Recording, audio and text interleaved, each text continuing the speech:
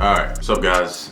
Zach here with Zach and Terra Photography. And today we are going to be talking about, if you're starting out as a wedding photographer, some gear that may be essential or the essentials to start as a wedding photographer. And it's not as long as a list as you may think. I think the pitfall a lot of people fall in is that they believe they have to invest a large amount of money before they get started. It's not true.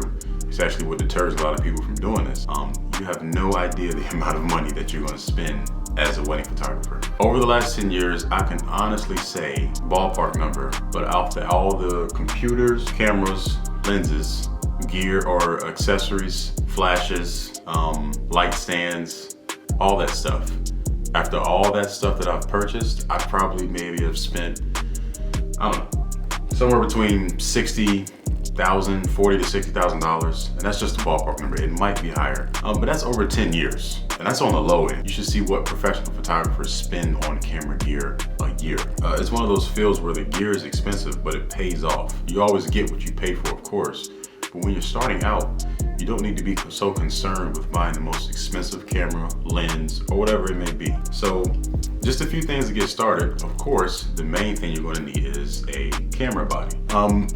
I can only speak for myself. I've been a Canon user my entire life, not by any reason whatsoever, but it's just so happened to be the camera that I saw another photographer using that I admired. And my first camera was a Canon 7D, crop sensor, great camera. I had seen it. I was using a website called Pixel Peeper. I was looking up sample images of the camera. I loved it. It was fairly cheap. I think you can get it online now. Let's see. It looks like it's going for around $300, which is pretty good. I mean, that's a good beginner camera that I started with. It had great quality, great megapixels. I think I bought it for somewhere around $700. I was working retail. I saved up enough money to buy it. So I'd say that a good camera body is going to be a very good investment that you're going to have, because you can change lenses, but your camera body is going to be something that's extremely important in your success. So things to look for when you're buying your camera body. You want to have something that is compatible with technology today. So one big thing that Canon has moved towards is mirrorless cameras and mirrorless lenses. That's something that they're pushing for in the future.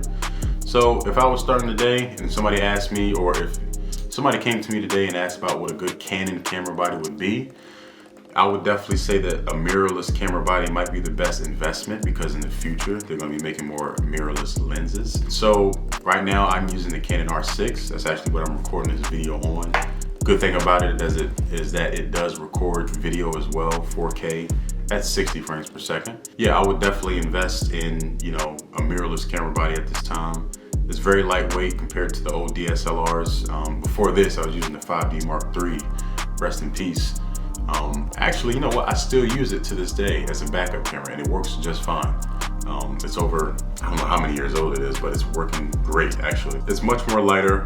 It has touch screen features. It's extremely sharp. I can't explain it, but using my prime lenses, like my 50mm 1.2 on a Canon Canon 5D Mark III, and then using it on the R6, there's a significant difference. It's much sharper for some reason, and it focuses much faster. So invest in a good camera body.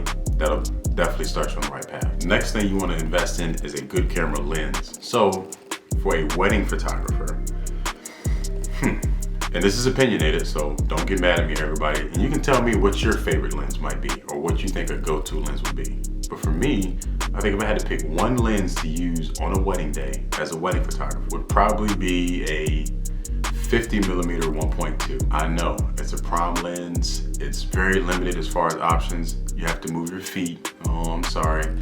But it's the focal length of that lens is more convenient than, I probably use that lens more than any other lens on a wedding day. It's extremely sharp, low aperture, so it's great for low light situations. And the look of it is, when you're taking family portraits, or if you're just taking portraits of the bride and groom, I love the look and the constraints of the image after I use a 51.2.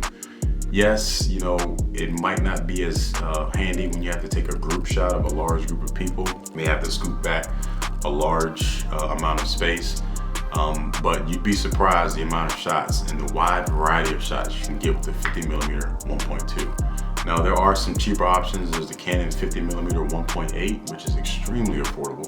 There's a 50mm 1.4, also affordable.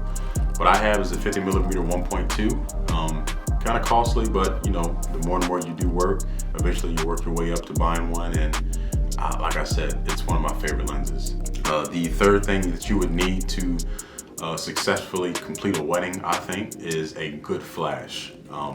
You know, you're not always going to be in the light when you're at weddings.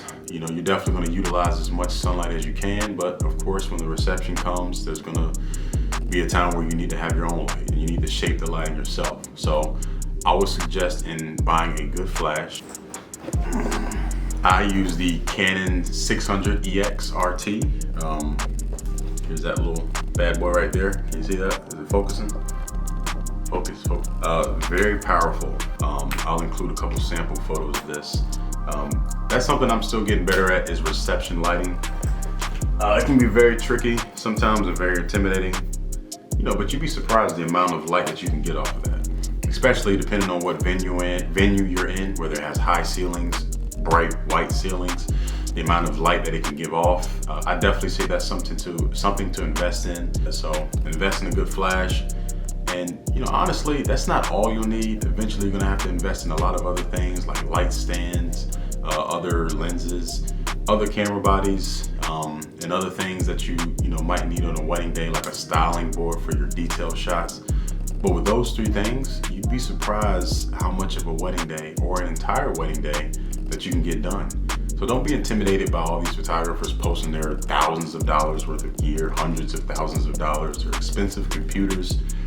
You work your way up with that. I think I said in the previous video about not comparing yourself to others so quickly and comparing your success to theirs. Take pride in the struggle that you go through as you build this business up.